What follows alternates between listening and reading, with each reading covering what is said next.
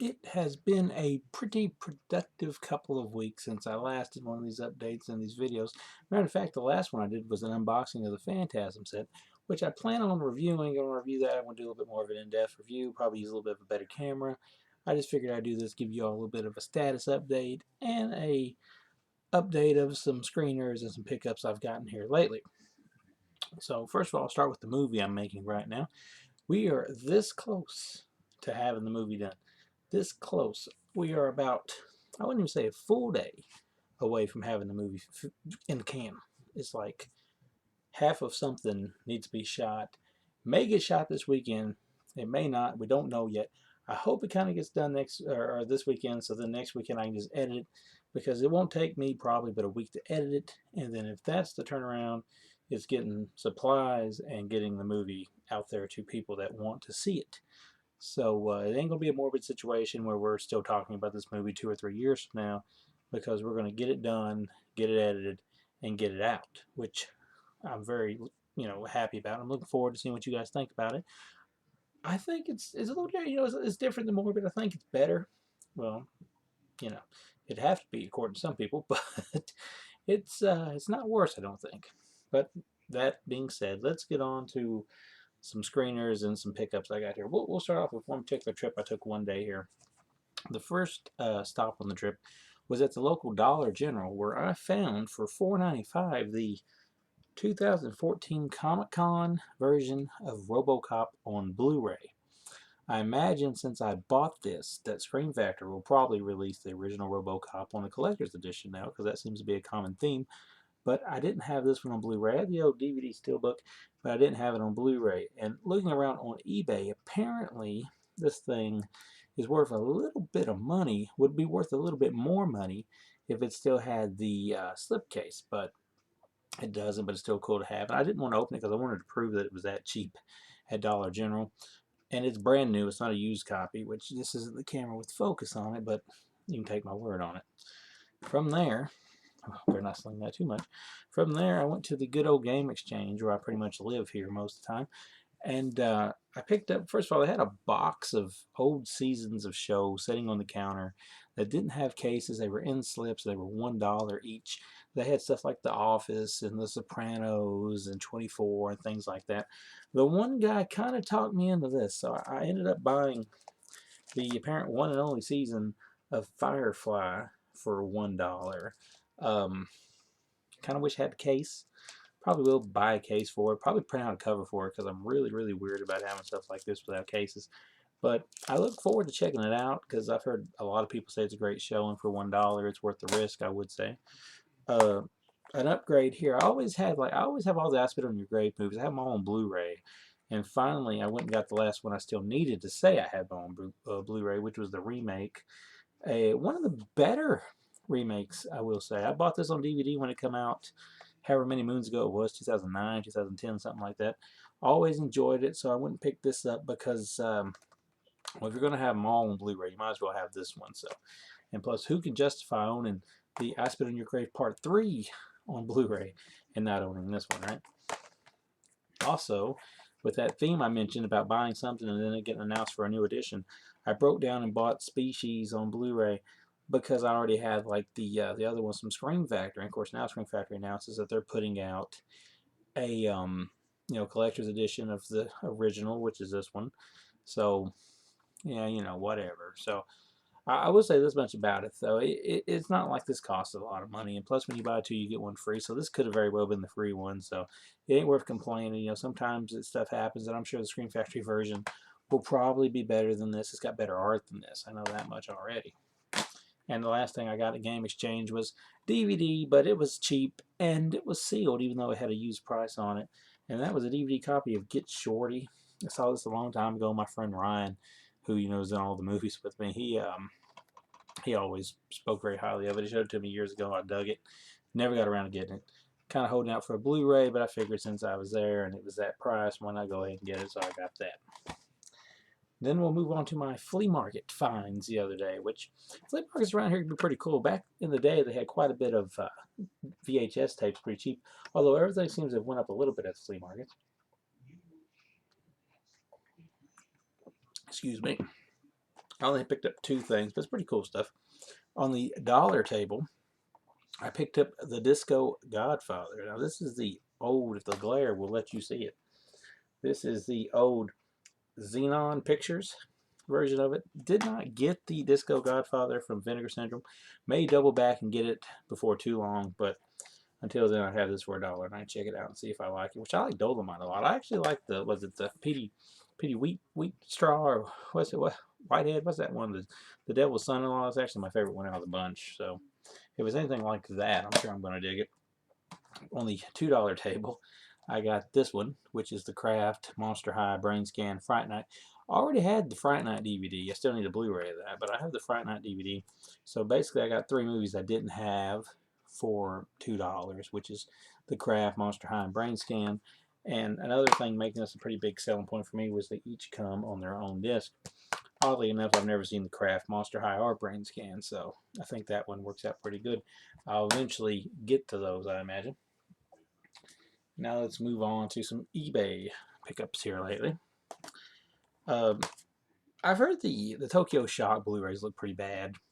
I haven't had one yet, but I went ahead and picked up Ricky O, The Story of Ricky, really cheap. I've seen some of it. I know it's ridiculous. It's bloody. It's gory, which is what I like about a movie. So I figured why pass on it on a good price. Again, you know, even if it don't look that great, I mean, it's still cool just having it. So there that is. Finally bit the bullet, and wasn't much of a bullet. It's really cheap, but I got the Nightmare on Elm Street Blu-ray set, which is one I've been holding out for a long time. I always had the first 3 on Blu-ray, but that was it. Now I've got them all. So, and I've heard people say some of them don't look too good. So maybe in the comments below you can tell me if they're actually any good or not. And the last thing I picked up on DVD, because my friend Jesse, who again does these movies with me, kept on suggesting it, was I got a used copy of Murder Party, which I love this guy's, you know, Blue Ruin and The Green Room. So I hear Murder Party is quite different than those, but I hear it's also quite good. So I'm very looking forward to those.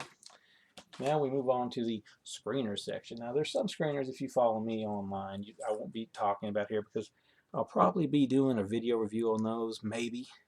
Maybe do a video review of some of these later on as well. But all the reviews will be on zombiesdon'trun.net, and there's a bunch on there now if you want to check those out. That being said, today, fresh out the mail, I have the Chupacabra Territory. Don't know nothing about it, but hey, the world needs more Chupacabra movies, I would say. From Australia, I got a package from Australia, from Fire Vision Films. It's the Hammer film, The Gorgon, which I actually think I had this on a Mill Creek double feature now that you think about it, but I'll have to double check on that. And I also got another Hammer film, Scream of Fear. Can't have too much Hammer films, I imagine. Got the cool 5-disc Fly collection set, which features the original Fly, Return of the Fly, The Curse of the Fly, the remake of the Fly, which is the Cronenberg one, and the Fly 2. I was ecstatic about getting the set just for the Fly 2 on Blu-ray because all I had was the old DVD of it. But you get the original Fly movies, so you can't beat that either.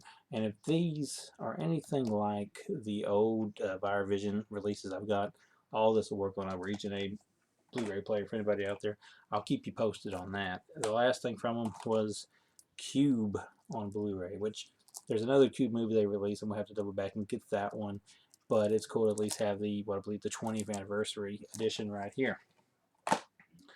Moving away from the horror world a little bit, we have Rogue One, a Star Wars story.